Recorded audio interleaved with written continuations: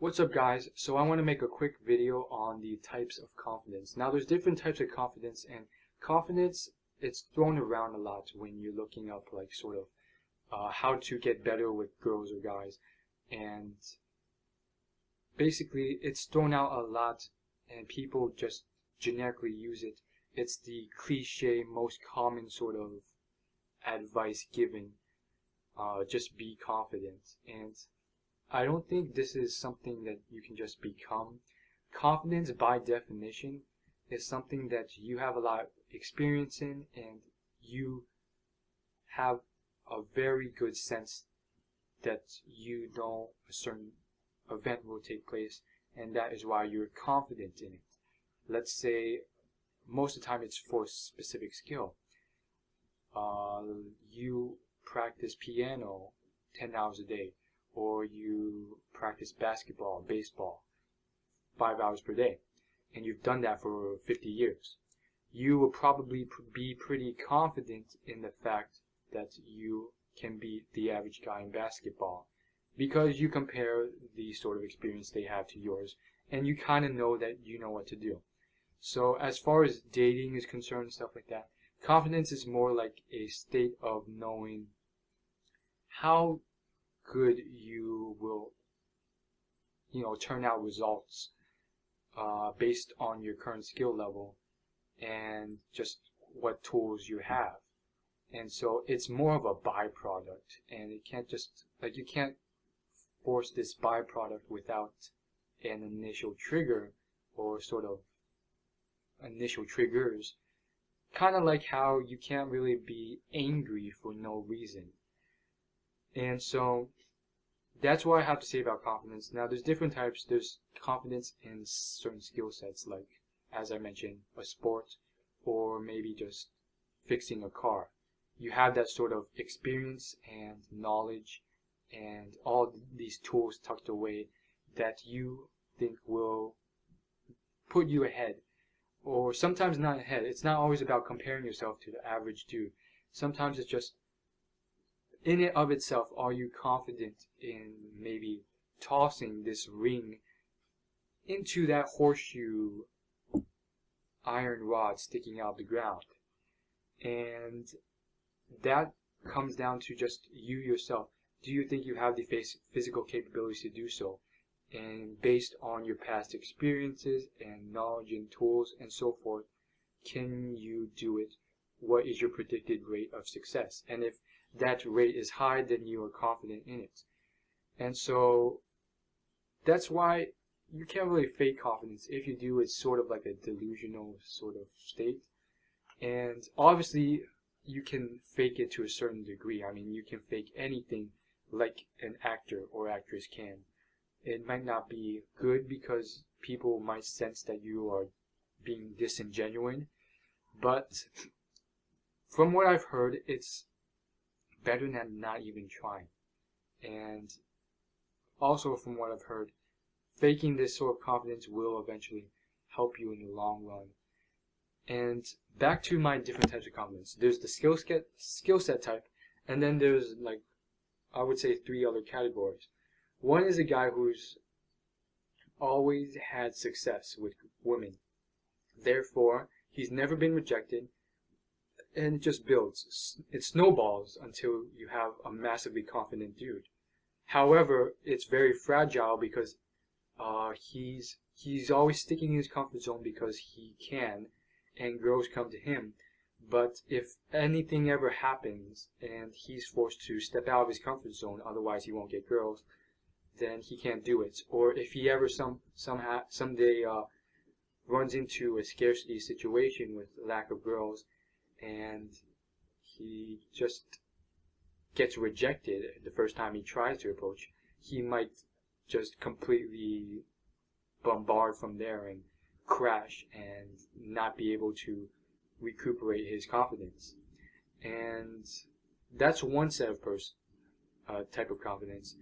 Another is the type where same guy, same exact thing, but he doesn't lose his confidence after the first rejection. He's like, okay, that's kind of strange. I got rejected. I've never tried this before. And Then he tries it again, and he keeps getting rejected. But he's like, I know who I am. I know the success I've gotten. I have my past memories. I'm still confident in myself. These are just rejections. I'll get past them. I'll move on. It's kind of strange how it's happening, but I still have complete faith in me. Maybe not 100% faith anymore, but I think I can just handle it. It's just outliers. And this is another form of confidence, and this is a stronger type of form. Now, I'm not going to put names on these forms. You can name them whatever you want. And so this second form I just mentioned, I would say, this is my theory, it usually comes with people who are just naturally born from childhood with good experiences and / or good traits, from charismatic personality to physical appearance and maybe looking like a male model from childhood. And therefore it kind of builds, and because he gets the initial good results from just being himself, he sort of builds on that and gets better and better.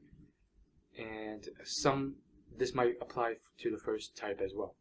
The third type of confidence is where you are ugly or obese, and you have kind of accepted that. I mean, it was a hard it was a hard pill to swallow, and you were sad and you were crushed at first, but after years you've accepted it and you realize it's a tough life.